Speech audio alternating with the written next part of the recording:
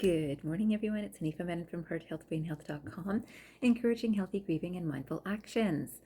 Today, I'm so excited to share the morning meditation and contemplative time I had this morning, and I'm so excited to share my experience with you. I think most of you already know that I spend a lot of time focusing on love and the power of love. And so this morning was no different. When I started my meditation, was focusing on love.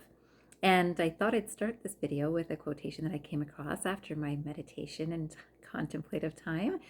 And this quotation, first of all, says, "Joy comes not through possession or ownership, but through a wise and loving heart." And that's by Gautama Buddha.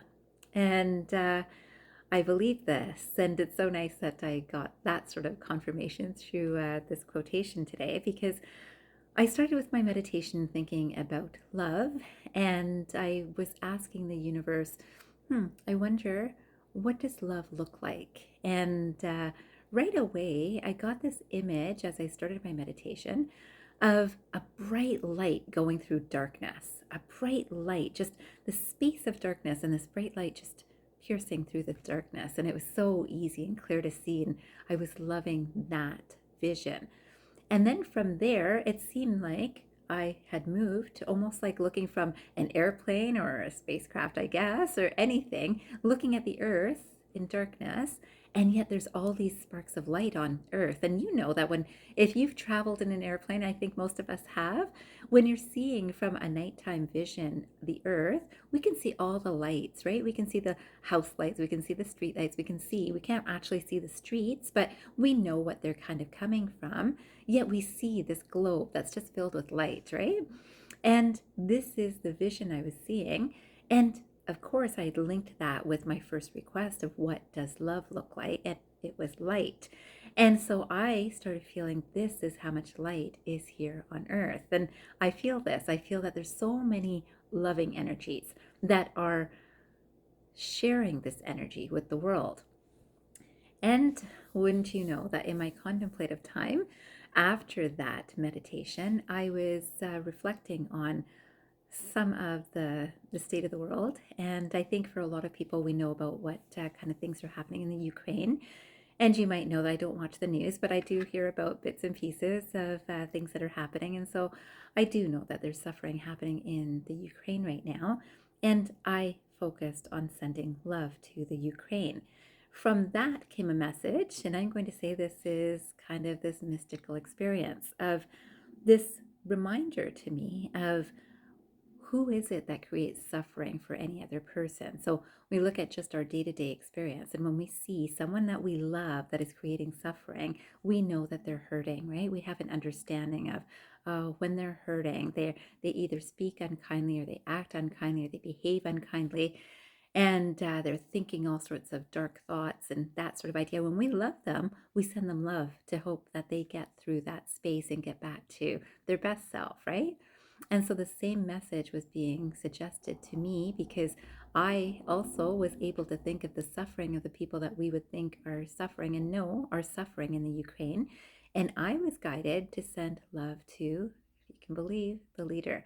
And honestly, it is such an empowering space to be able to send love, knowing the power of love, to some place that's not behaving so well, right? So today, I would love for you to sit down for 5 minutes, and we all know someone in our life that is suffering, and whether they speak about it or don't, when we love them, we really do understand, right? And we want to understand, and we want to help. And if you have someone in your life that you know is suffering, and this might be yourself, you might be going through illness, you might be going through a loss, and sending love to yourself from that same space, remembering not to take ownership. It's not your love, right? It's not my love that I'm sending. I'm feeling like I'm a conduit for this loving energy that is infinite, that flows through me to where I am through my human form, mind, body, soul, directing it to where I would like to help, right?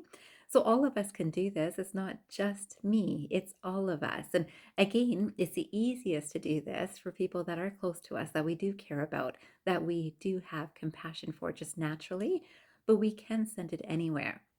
Today, I'd love for 5 minutes after this video if you can sit and think about just the power of love.